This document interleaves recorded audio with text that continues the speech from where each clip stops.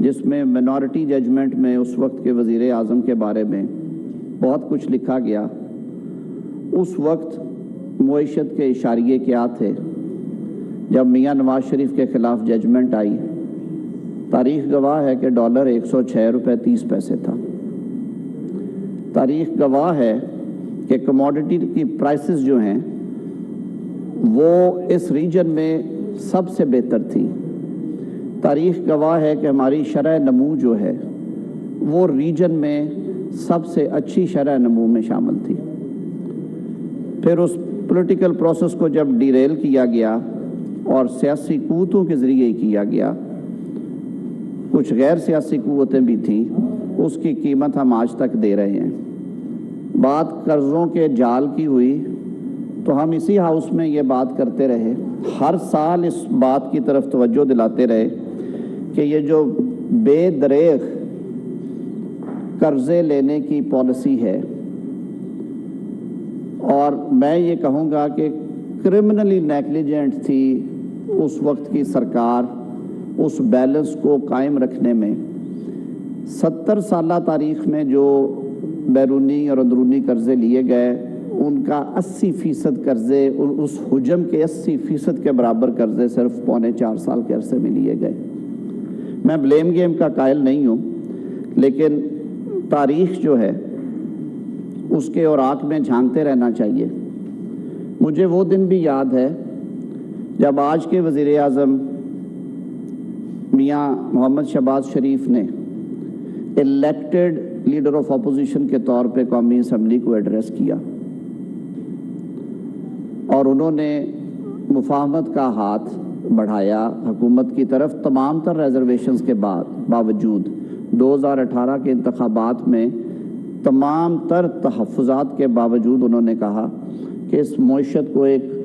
مضبوط سیاسی نظام کی ضرورت ہے، کیونکہ یہ امر طے شدہ ہے کہ اکنامک سٹیبلٹی اسی صورت میں ممکن ہے جب پولیٹیکل سٹیبلٹی ہو،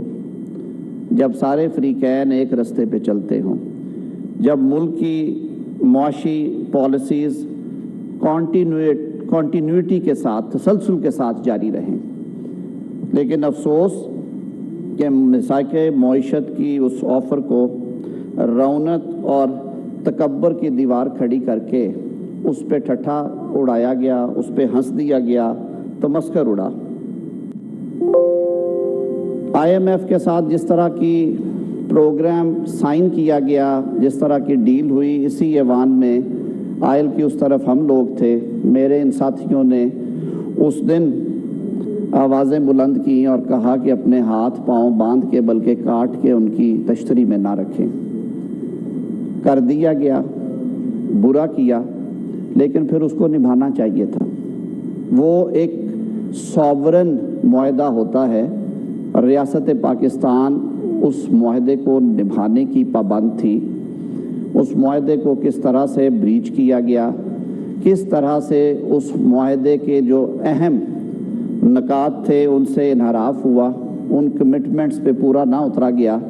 نتیجہ ہے آج اس کی قیمت قوم چکا رہی ہے۔ ان سارے نامساعد حالات کے باوجود کولیشن گورنمنٹ نے پاکستان کے وسیع تر مفاد میں سسکتی ہوئی معیشت کو سہارا دینے کے لیے جو کچھ بن پایا وہ کیا، اور تاریخ لکھے گی جناب چیئرمین کہ اتنے سنگین معاشی بحران کے باوجود معاشی ٹیم نے جس قدر گنجائش نکلی، انہوں نے ان طبقات کے لیے گنجائش نکالی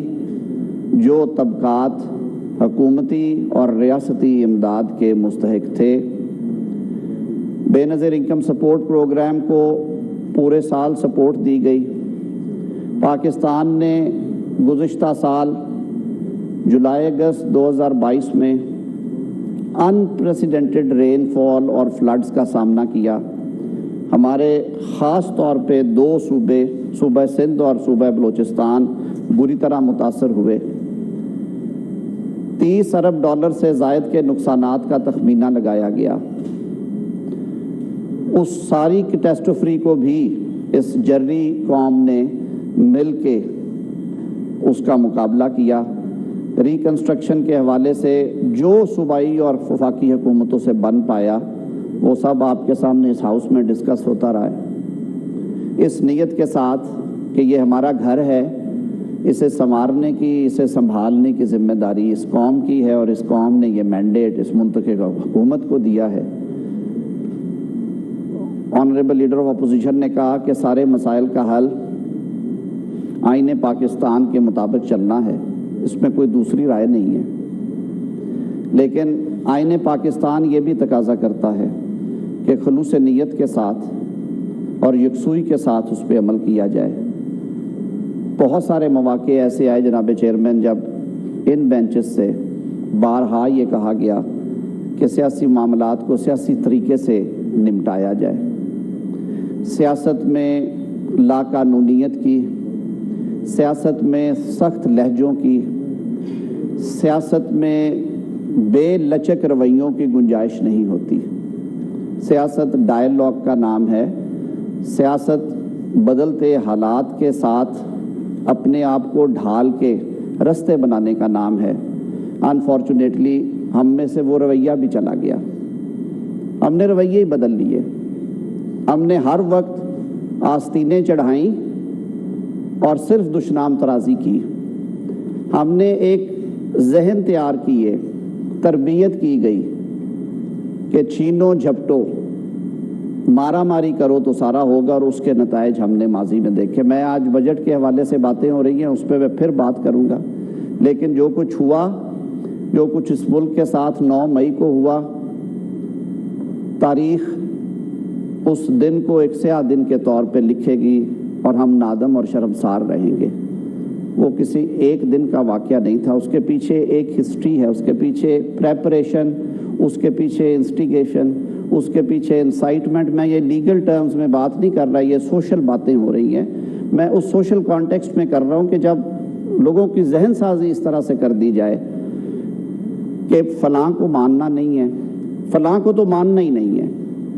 اور یہ بات نہیں، یہ بات کہنی ہے، یہ بات نہیں، یہ بات کہنی ہے، مذاکرات نہیں کرنے ہیں تو سرے نہیں چڑھانے، فلاں نہیں کرنا، یہ نہیں کرنا، تو پھر یہ تکالیف قوموں پہ یہ دن آتے ہیں۔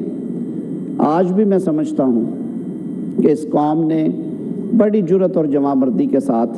ان مشکل ترین حالات کا مقابلہ کیا ہے۔ یہ ملک کلمے کے نام پہ، اللہ کے نام پہ حاصل کیا گیا، اور انشاءاللہ العزیز اللہ تعالیٰ کے فضل و کرم سے اس کے قافلے، اس کے سفر انشاءاللہ جاری و ساری رہیں گے۔ موجودہ بجٹ رپورٹ آپ کے سامنے لے کی گئی، وزیر خزانہ نے اس کے سیلینٹ فیچرز اس نے نیشنل اسمبلی میں بھی بیان کیے۔ تنخواہ دار طبقے سے لے کے نوجوانوں تک،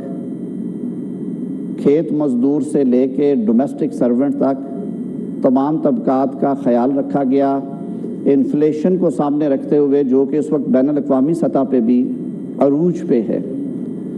تنخواہوں میں اضافے کا فیصلہ کیا گیا، اور اس سوچ بچار کے بعد کیا گیا۔ 1 گھنٹہ 10 منٹ سے زائد ٹائم جو صرف کابینہ میں اس حوالے سے گفتگو ہوئی کہ اس کو بیلنس آؤٹ کیسے کیا جائے کہ ہم جو ہمارا بجٹ جو ہے وہ جو انٹرنیشنلی اس وقت ہمارے ایشوز ہیں ان سے کمپلائنٹ بھی ہو، اور جو پسا ہوا طبقہ ہے، تنخواہ دار طبقہ، سفید پوش طبقہ، اس کی بھی کچھ سانس نکلے۔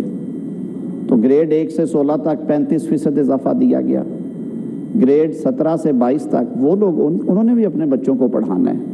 انہوں نے بھی اپنی ایک بنیادی زندگی کی ضروریات جو ہیں ان کو پورا کرنا ہے، تن پہ ایسے کپڑے پہننے ہیں کہ وہ اپنے ساتھ اٹھنے بیٹھنے والوں کو میچ کر سکے، اپنے بچوں کی یونیورسٹیز اور کالجز کی فیسیں بھی انہوں نے ادا کرنی ہیں، بجلی اور گیس کے بل وہ بھی دیتے ہیں، گاڑی میں پیٹرول وہ بھی ڈلواتے ہیں جناب چیئرمین۔ منیمم ویجز کیونکہ 18ویں ترمیم کے بعد اب یہ اختیار صوبوں کا ہے، لیکن وفاق نے ایک پریسیڈنٹ سیٹ کرنے کے لیے 32,000 پہ اسے فکس کیا، 25,000 سے اٹھا کے 2 کیپٹل ٹیریٹری، لیکن خوشی کی بات ہے کہ صوبے اب اس کی تقلید کرتے ہوئے اس کو اس میں تھوڑا اضافہ بھی کر رہے ہیں اور کم از کم اس بینچ مارک کو فالو کر رہے ہیں۔ زراعت جو کہ ریڑھ کی ہڈی ہے جناب چیئرمین، اس کے لیے انقلابی پیکج دیا گیا ہے۔ آپ کے جو بیج ہیں، سٹیپلز ہیں، ان پہ جو ڈیوٹیز تھی ان کو زیرو کیا گیا، زرعی آلات پہ ڈیوٹیز کو ختم کیا گیا، جو ویلیو ایڈڈ انڈسٹری ہے اس کے لیے اسپیشل پیکج دیے گئے، ان کو ایکسکلوسیو جو اکنامک زون والی